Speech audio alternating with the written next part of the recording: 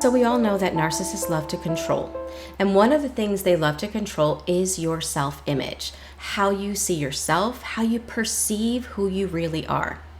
And this is what enabling looks like. And enabling starts really in childhood because it was more safe to enable our parents than to stand up for ourselves because we were so small and so young, right?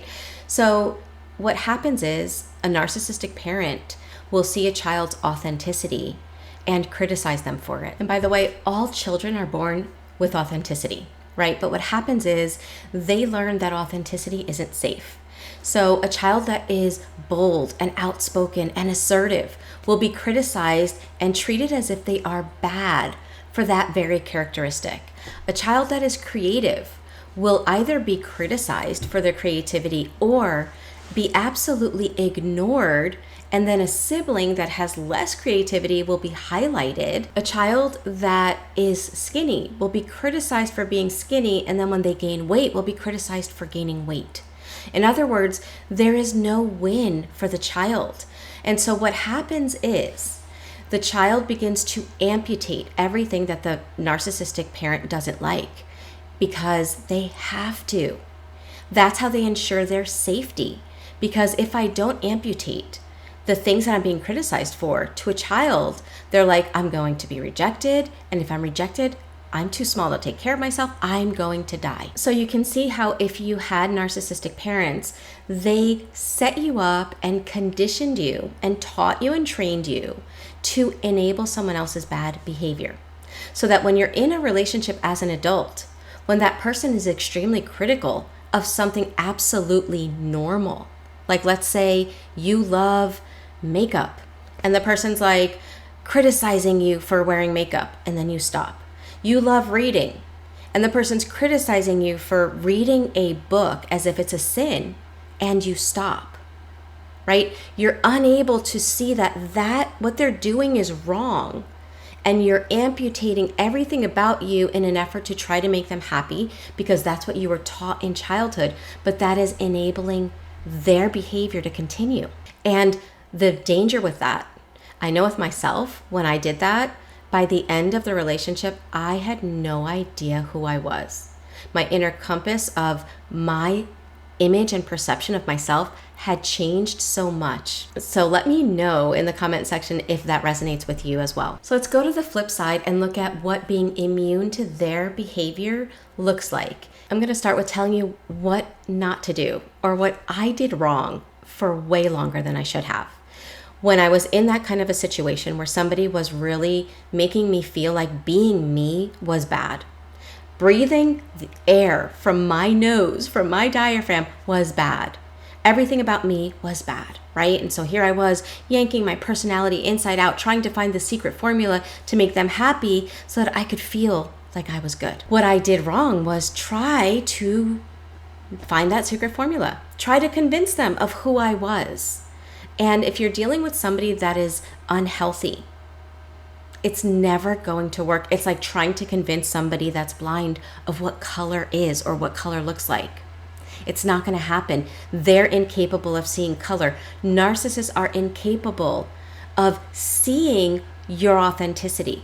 Because to see your authenticity means they have to see that you are not an extension of them, that you are a separate being, and their brains cannot wrap around that. Thankfully, somewhere along the way, I stopped trying to change the narcissist. I stopped trying to think that I could get them to see me as who I really am. So that's part of becoming immune, is learning to let go of controlling the narcissist in a way.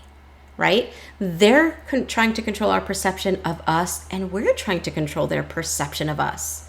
Now, what we're doing comes from a good place. All we want is for people to see us as we really are. But when we start to understand that narcissists, right, they're going to see what they wish to see, we start then getting in the driver's seat of our own self-image. And so the narcissist doesn't change. They're going to criticize you if you put makeup on, if they hated it before. The difference is rather than stopping, you're going to say, you're allowed to not like that. I'm allowed to love it. You start getting in the driver's seat. They're going to criticize you for doing what you love. And rather than stopping you're able to continue. That's what immunity looks like. They're not changing, but it's no longer affecting you and stopping you from being you.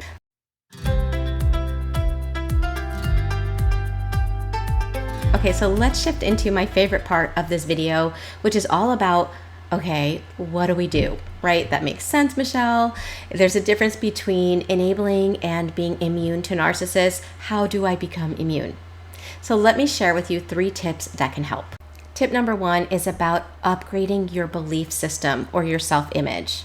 Narcissists can infiltrate people that have a belief system that can be predisposed to falling for their tactics and getting sucked into relationships with them.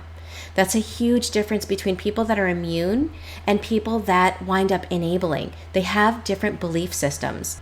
I view narcissists like people that are trying to plant malware in somebody's computer program. They look for weaknesses in the software in order to plant their viruses. Now, a narcissist will do that. They will find people with a belief system that is susceptible to them. So if we change our belief system, then we are helping ourselves to become immune.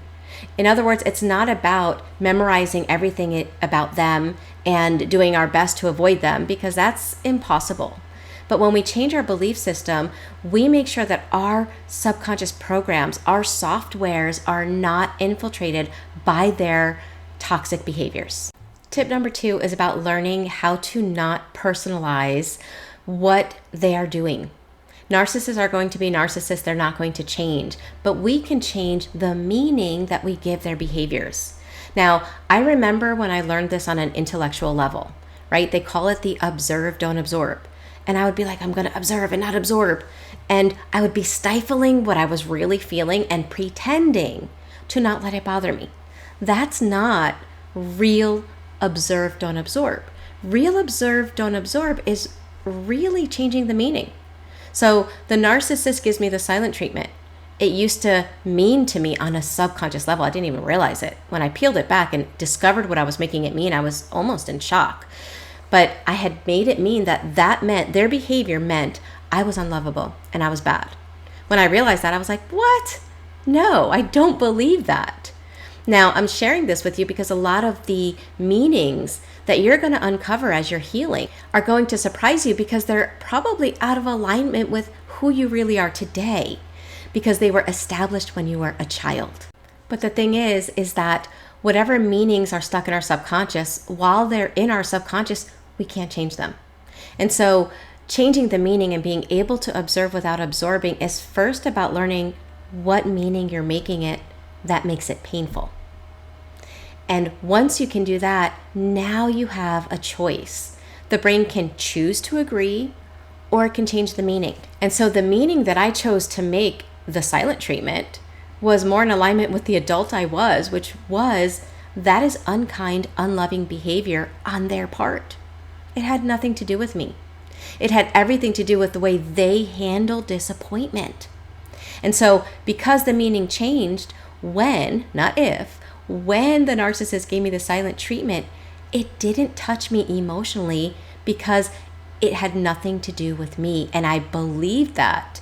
It was a meaning. It was now a new upgraded subconscious belief in my nervous system. And the last tip that I'm going to mention today has to do with rewiring your nervous system. Because the reality is that if you had narcissistic relationships, whether in childhood or in your adult life or both, your nervous system is rewired to keep you safe. It's wired to keep you surviving, not enjoying life. For example, the things that it is wired to be allowed to do or to feel safe doing are things like isolation, disconnecting, dissociating, being numb, being in a trauma response of fight, flight, freeze, or fawn. But when we go to do the things that allow us to live life and be excited and happy and have joy, it feels uncomfortable in our nervous system because the nervous system is not wired to be allowed or to feel allowed to do that. And so there's a whole rewiring process that needs to take place. That being said, I'm giving you these 3 tips, but I want to be realistic. Like, these things take time.